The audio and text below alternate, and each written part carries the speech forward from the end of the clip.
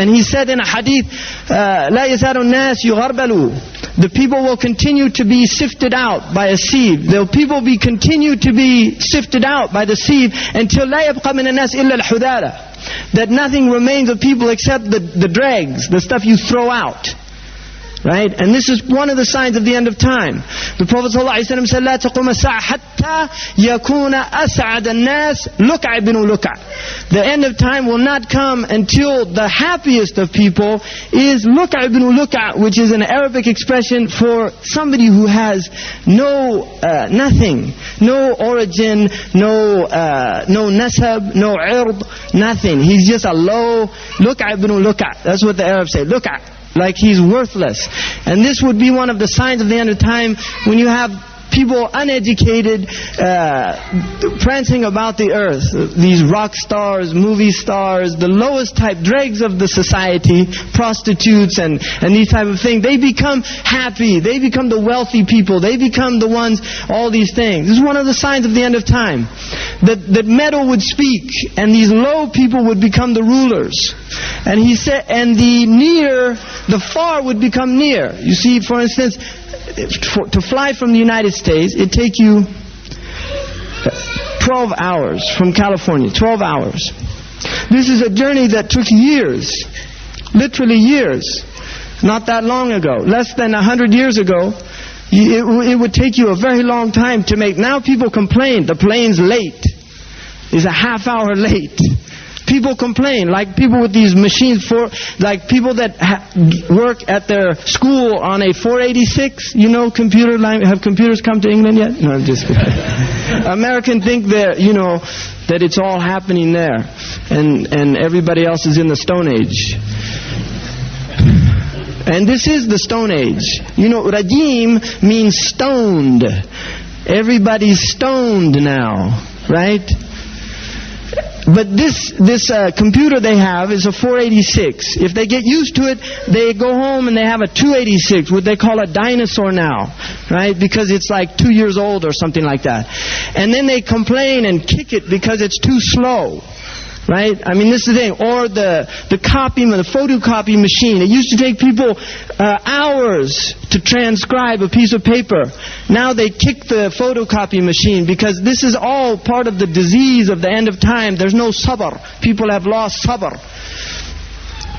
So the farness and nearness, the far thing becomes near.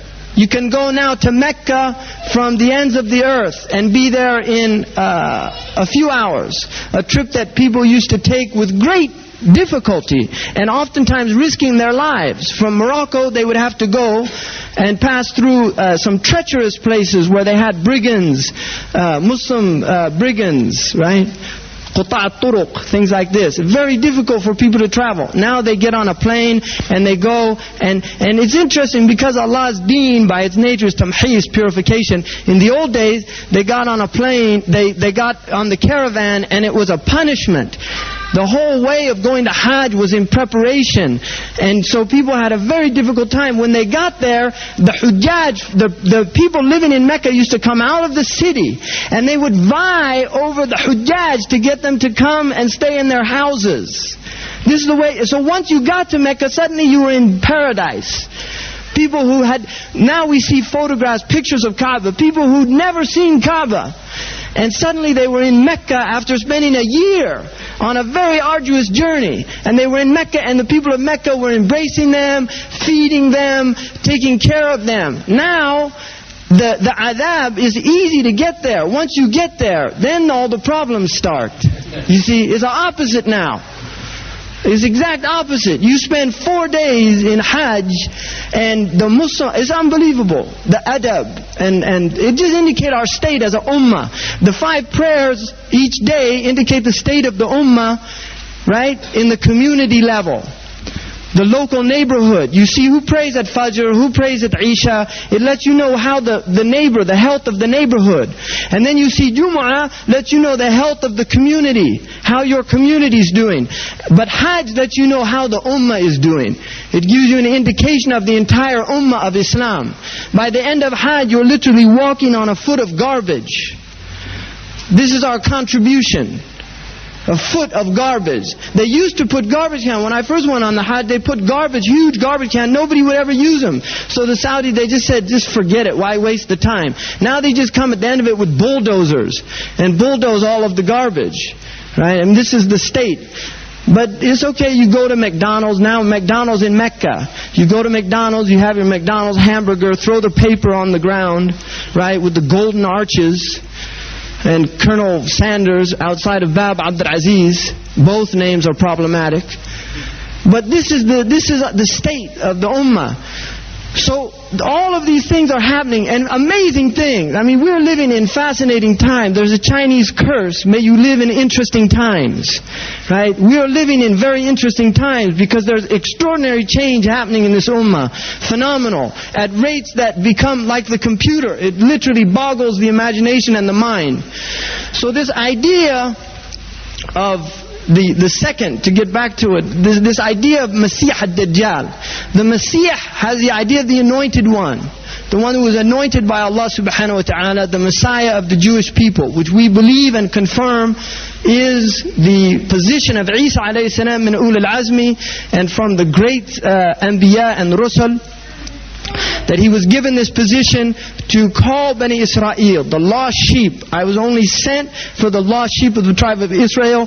That sounds like it's a valid piece of the Injil. Wallahu ta'ala a'lam. All of we would call those hadith matruk, hadith mawdu'. We don't know what they are. Like in the science of hadith we have isnad. They don't have isnad for the Injil. So this group that was living at that time called the Ebionites, they were Jewish Christians. And these people were wiped out. Now Hans Kuhn, who is a German theologian, he's Catholic. The Catholic Church has accused him of heresy and different things. Hans Kuhn wrote a book called Christianity and the World Religions. He has a section on Islam. In this section, he admits that we must come to a fact that Jewish Christianity, which disappeared in the Quran in the Arabian Peninsula. Some of the Christian scholars, in order to deal with this, have said there must have been Ebionites that were living in the Arabian Peninsula, and they leaked this information to the Prophet Muhammad. During the persecution to the Arabian Peninsula. They have no historical evidence for this. None whatsoever. And yet this is their claim.